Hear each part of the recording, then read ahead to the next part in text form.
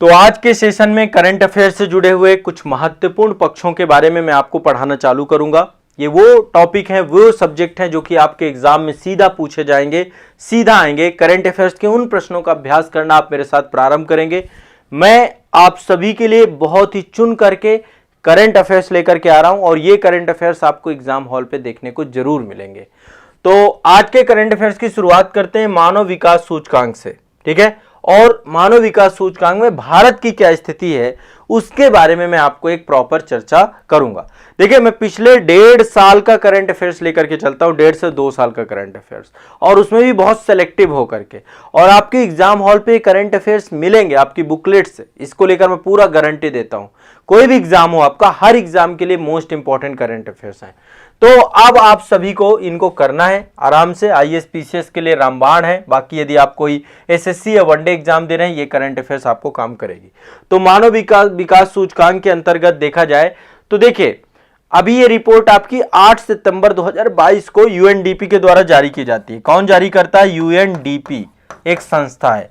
ये यूएनडीपी जो संस्था है आपकी, ये संयुक्त राष्ट्र की संस्था है। संयुक्त राष्ट्र विकास कार्यक्रम है, यूनाइटेड नेशन डेवलपमेंट प्रोग्राम, उसके द्वारा मानव विकास सूचकांक जारी किया जाता है। ये आपकी 2021-22 की रिपोर्ट थी। 2021-22 की रिपोर्ट थी। 8 सितंबर को ये जारी की गई थी। 8 सितंबर 2022 को जारी की गई थी, ठीक है। अब इसमें भारत का जो स्थान था वो 132वां स्थान था। क्या था? 132वां स्थान।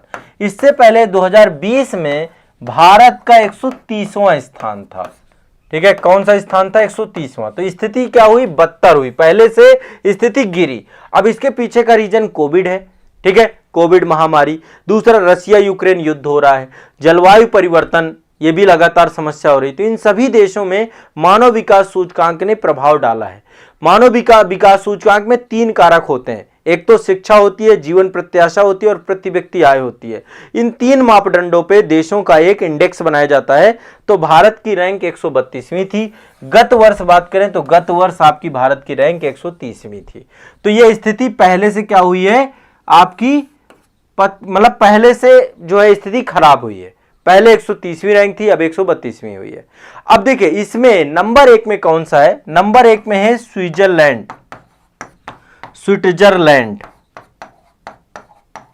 नंबर 1 में। और अंतिम, इसके बाद दूसरे नंबर पे यही देश है, स्विट्जरलैंड है। नंबर 2 पे आपका नॉर्वे है। नॉर्वे के बाद नंबर 3 पे आपका आइसलैंड है। टॉप 3 कंट्री तो आपकी ये है। सबसे लास्ट में दक्षिणी सूडान है। सबसे लास्ट में आपका कौन सा है? दक्षिणी सूडान। 191 देश थे टोटल, तो सबसे लास्ट में दक्षिणी सूडान, ये अफ्रीका में है और बड़ी बुरी स्थिति है सूडान की। तो सबसे लास्ट में आपका दक्षिणी सूडान है, ठीक है। 190 नंबर पे अब अफ्रीकन कंट्रीज हैं सारे नीचे से। 191 नंबर पे दक्षिणी सूडान, 190 पे चाड है, फिर नाइजर है, फिर अफ्रीकी गणराज्य है, फिर बुरुंडी है। सारे के सारे जो है आपके लास्ट में अफ्रीकन कंट्रीज हैं। तो ये यूरोपियन कंट्री आपकी स्विट्जरलैंड, नॉर्वे, आइसलैंड। भारत का 132वां स्थान है, ठीक है। ये ध्यान रखना है आपको, क्लियर है। 3 मानक मैंने आपको बताए, एक प्रति व्यक्ति आय, एक शिक्षा, और शिक्षा के अलावा एक आपका जीवन प्रत्याशा, स्वास्थ्य कह सकते हैं, जो भी है। इन तीनों को जोड़ देते हैं तो आपका ये पूरा का पूरा इंडेक्स जारी किया जाता है। अब देखिए, मानव विकास रिपोर्ट 1990 से जारी की गई और इसके तहत जो है मानव विकास के दृष्टिकोण के विभिन्न विषयों के बारे में जानकारी दी जाती है। इसकी परिकल्पना किसने दी? पाकिस्तानी अर्थशास्त्री थे जिनका नाम था महबूब उल हक। महबूब उल हक के द्वारा ये संकल्पना दी गई। महबूब उल हक, ये पाकिस्तानी थे, इकोनॉमिस्ट थे आपके। इनके द्वारा ये पूरी की पूरी संकल्पना दी गई। क्लियर है? इनकी संकल्पना दी गई आपकी, ठीक है, यूएनडीपी को लेकर के। और इस रिपोर्ट के तहत जो है, जो इसका थीम था 2021-22 का, वो था अनिश्चित समय अनसुलझा जीवन, परिवर्तन में एक दुनिया में हमारे भविष्य का आकार देना। मतलब अभी आपको पता है कोविड में जो स्थिति थी, तो अनिश्चित समय अनसुलझा जीवन, परिवर्तन में एक दुनिया में हमारे भविष्य को आकार देना, ये थीम थी आपकी मानव विकास सूचकांक को लेकर के, ठीक है। तो यहां पे आप देख सकते हैं एक इमेज है, ये आप देख सकते हैं, ये है आपका ग्लोबल डिक्लाइन हुआ है। पहली बात, भारत की भी रैंकिंग डिक्लाइन हुई है। भारत 132वें नंबर पे चला गया है और 130वें नंबर पे आपका 2022 में था ये। और टॉप कंट्रीज में स्विट्जरलैंड, नॉर्वे, आइसलैंड है। ठीक है, लास्ट में आपका दक्षिणी सूडान, चाड और नाइजर, ये सारी कंट्री हैं।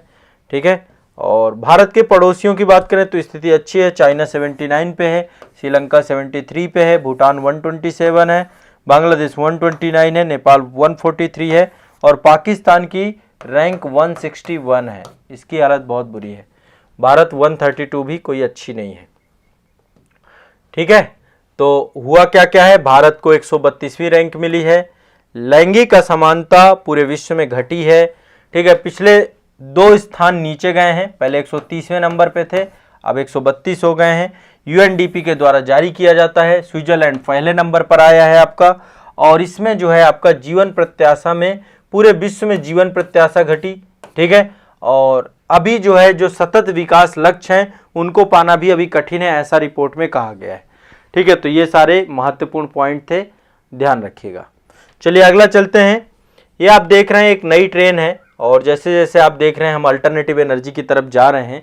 तो 4 अगस्त 2022 को जर्मनी ने हाइड्रोजन से चलने वाली यात्री ट्रेनों का दुनिया का पहला बेड़ा लॉन्च किया। ठीक है, तो यह ध्यान रखिएगा, जर्मनी ने दुनिया की हाइड्रोजन से चलने वाली ट्रेन की लॉन्च की है। यह हाइड्रोजन से चलती है, ईंधन इसका डीजल नहीं है, हाइड्रोजन है। इसका ईंधन क्या, हाइड्रोजन। और किसने लॉन्च की है, जर्मनी ने। ठीक है, ध्यान रखिएगा, ना तो ये विद्युत से चलेगी ना तो ये डीजल से चलेगी, पूरी तरीके से नए ईंधन से चलेगी। टोटल अभी 14 ट्रेनें लॉन्च की गई हैं। ठीक है, इसकी, और ये हाइड्रोजन से चलने वाली। ठीक है, आपकी कोई प्रदूषण नहीं होगा किसी भी तरीके से, ना किसी प्रकार का नॉइज होगा, ना किसी प्रकार का इसमें शोर होगा। तो ये आपके एक तरीके से भाप और वेपोराइड वाटर के माध्यम से चलती हैं, हाइड्रोजन से चलती हैं, और ये एक तरीके से जीवाश्म ईंधन का एक अल्टरनेटिव एनर्जी है। तो ये ध्यान रखिएगा, मोस्ट इंपॉर्टेंट है। देखिए, 1 किलो हाइड्रोजन ईंधन आपका लगभग 4.5 लीटर डीजल के बराबर होता है। ठीक है, 1 लीटर हाइड्रोजन जो आप 1 किलो हाइड्रोजन जो आपका होता है लगभग 4.5 लीटर डीजल के बराबर होता है। तो एक तरीके से आपको इसको करेगी। ठीक है, ये आपको एक कंपनी है, फ्रांस की कंपनी है जिसका नाम है एल्स्टॉम, उसके द्वारा इसको नीले रंग की ये पूरी की पूरी बनाई गई है। एल्स्टॉम के द्वारा डेवलप की गई है। एल्स्टॉम ये फ्रांसीसी कंपनी है। एल्स्टॉम के द्वारा इनको क्या किया गया है, डेवलप किया गया है। ध्यान रखिएगा इस बात को। क्लियर है, स्पष्ट है। चलिए आगे चलते हैं। तो हाइड्रोजन ट्रेनों को लेकर के क्वेश्चन पूछे जाएंगे आपके, तो आप इसको देखिएगा। 14वां ब्रिक्स शिखर सम्मेलन, ये वर्चुअल तरीके से हुआ था आपका 14वां ब्रिक्स शिखर सम्मेलन, ब्रिक्स। अभी 15वां ब्रिक्स भी होना है, लेकिन 14वां ब्रिक्स सम्मेलन आपका 23 से 24 जून 2022 में हुआ था। 23 से 24 जून 2022 में हुआ है। आपको पता है ब्रिक्स में ब्राजील आता है, आर से रसिया है, आई से इंडिया है, ठीक है, सी से चाइना है और साउथ अफ्रीका है। टोटल अभी हम देखें तो 5 कंट्री हैं। विश्व की ये सारी डेवलपिंग इकोनॉमी है। ठीक है, विश्व की ये सभी क्या है, डेवलपिंग इकोनॉमी है। ठीक है, तो ये आपका हुआ था, और ये आपका चीन की मेजबानी में हुआ। किसने मेजबानी की इसमें, चीन की मेजबानी में। चीन की मेजबानी में हुआ था, वर्चुअल तरीके से, ऑनलाइन तरीके से ये आपका हुआ है। आप देख सकते हैं ये वर्चुअल तरीके से समिट हुई है, और ये आप देख सकते हैं वर्चुअल तरीके से चाइना इसको लीड कर रहा था। तो ये चाइना, रसिया, यहाँ पे देखिए साउथ अफ्रीका, ये ब्राजील, और हमारे भारत के प्रधानमंत्री नरेंद्र मोदी जी, सभी लोग इसमें रहे। तो रूस के प्रधानमंत्री व्लादिमीर पुतिन है, आपको पता है, चाइना के शी जिनपिंग साहब हैं, ब्राजील में जायर बोल्सोनारो हैं आपके, और अफ्रीका में आपके रामाफोसा जी हैं, और श्री नरेंद्र मोदी भारत के। तो ये सभी एक साथ मिले, और इसमें बीजिंग घोषणा पत्र जो है आपका जारी किया गया, जिसमें रसिया यूक्रेन युद्ध की बात की गई कि भैया वार्ता के माध्यम से इस मामले को सुलटाइए। लेकिन अभी तक युद्ध आपका जो है सुलटा नहीं है, मामला अभी चल ही रहा है। न्यू डेवलपमेंट बैंक भी ब्रिक्स के द्वारा बनाया गया है। न्यू डेवलपमेंट बैंक ब्रिक्स के द्वारा बनाया गया है आपका, और इसमें और सारे देशों को जोड़ा जा रहा है लगातार।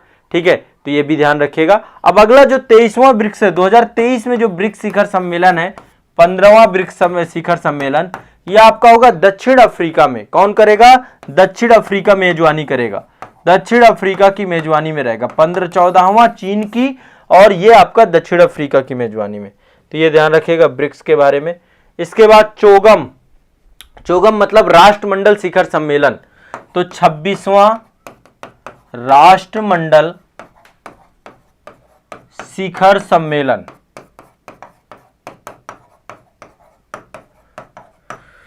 26वां राष्ट्रमंडल शिखर सम्मेलन, ठीक है। 26वां राष्ट्रमंडल शिखर सम्मेलन भी आपका 20 से 25 जून 2022 को हुआ था। आपका 20 से 25 जून 2022 में हुआ, ठीक है। चोगम ये कहां हुआ आपका? ये किगाली में हुआ। किगाली राजधानी है रवांडा की, रवांडा 2000 किगाली में हुआ आपका, ठीक है। और इसमें जो है भारत के विदेश मंत्री श्री डॉक्टर एस जयशंकर जी इसमें आपके पहुंचे, और भारतीय प्रतिनिधित्व मंडल में का जो है इन्होंने मुखियागिरी की। तो ये आपका ध्यान रखना है कि ये कहां पे हुआ आपका। और 24वां चोगम, चोगम मतलब राष्ट्रमंडल देशों, कॉमनवेल्थ कंट्रीज, ठीक है। अब अगला जो 27वां शिखर सम्मेलन है, इसकी मेजबानी समोआ के द्वारा की जाएगी। 27वां होगा समोआ में, 27वां होगा समोआ, ठीक है। 26वां आपका कहां हुआ? रवांडा में, रवांडा की राजधानी किगाली में। 27वां आपका होगा समोआ में। तो ये प्रशांत महादेश है, और प्रशांत महासागर में एक द्वीप है आपका, यहां पर इसको मेजबानी मिली है पहली बार। तो ये भी ध्यान रखिएगा। तो चोगम का आपका शिखर सम्मेलन है, ठीक है। ये रवांडा वाला है आपका, ठीक है। नेक्स्ट आगे बढ़ते हैं। देखिए अगला जो आपका है, संयुक्त राष्ट्र महासभा के द्वारा स्वस्थ पर्यावरण को फंडामेंटल, एक तरीके से ह्यूमन राइट घोषित किया गया है। यूनाइटेड नेशन ने स्वस्थ पर्यावरण को ह्यूमन राइट यानी मानव अधिकार घोषित किया है, मानव अधिकार घोषित किया है। भारत के द्वारा इसको सपोर्ट किया गया है। 28 जुलाई 2022 को एक प्रस्ताव लाया गया था, स्वस्थ पर्यावरण मानव अधिकार को, यह प्रस्ताव को पारित कर दिया गया, मान्यता दिया गया। तो भारत के द्वारा इसके पक्ष में मतदान किया गया है, पक्ष में मतदान, ठीक है। यूनाइटेड नेशन के द्वारा स्वस्थ पर्यावरण को क्या जारी किया गया है? मानवाधिकार के तौर पे इसको दिया गया है, ठीक है। तो स्वस्थ, स्वच्छ और सतत पर्यावरण सभी के लिए एक सार्वभौमिक सतत मानवाधिकार है, और इसमें जो है भारत ने पक्ष में दिया है। ध्यान रखिएगा इसको जो है किसने किसने प्रस्ताव को दिया था? स्विट्जरलैंड ने, मालदीव ने, मोरक्को ने और कोस्टारिका ने, इन सभी ने क्या किया था? इस प्रस्ताव को जो है प्रस्तावित किया था, और ये आपका जो है अभी पारित हुआ है 28 जुलाई 2022 को, 28 जुलाई 2022 को ये प्रस्ताव पारित हुआ है। तो इसमें ध्यान रखना है यूनाइटेड नेशन के द्वारा मानवाधिकार घोषित किया गया स्वस्थ पर्यावरण को। ये क्वेश्चन सीधा सा पूछा जा सकता है, ठीक है। चलिए तो आज के लिए इतना ही। एक तो आपको मैंने ये बताया यूनाइटेड नेशन ने स्वस्थ पर्यावरण अधिकार, मानवाधिकार, चोगम के बारे में चर्चा हो गया। 26वां चोगम आपका रवांडा में, 27वां समोआ में होगा। इसके बाद ये आपका ब्रिक्स शिखर सम्मेलन 2014वां आपका चीन की अध्यक्षता में, और 15वां 23 वाला दक्षिण अफ्रीका की अध्यक्षता में। इसके बाद अगला ये जर्मनी के द्वारा हाइड्रोजन बसें लॉन्च की, ट्रेनें लॉन्च की गई हैं, हाइड्रोजन ट्रेनें बनाई गई हैं, ठीक है। एल्स्टॉम फ्रांस की कंपनी है, उसके द्वारा बनाया गया है। और एसडीआई के बारे में बात की कि एसडीआई में मानव विकास सूचकांक में भारत 132वें नंबर पे है, गत वर्ष आपका 130वें नंबर पे था। ये आप सभी का आज का करंट अफेयर्स से जुड़ा हुआ कंटेंट है, टॉपिक है, सामग्री है, और आज के लिए इतना ही रखेंगे, ठीक है। आज के लिए इतना ही रखेंगे। आप लोग सभी लोग कंटिन्यूअस जितना मैं बताता जाऊं इसका रिवीजन करते जाओ, पढ़ते जाओ। एक समय ऐसा आएगा करंट आपका बहुत मजबूत हो जाएगा, और ये सारे वो प्रश्न हैं जो कि एग्जाम हॉल पे आपको देखने को मिलेंगे, ठीक है।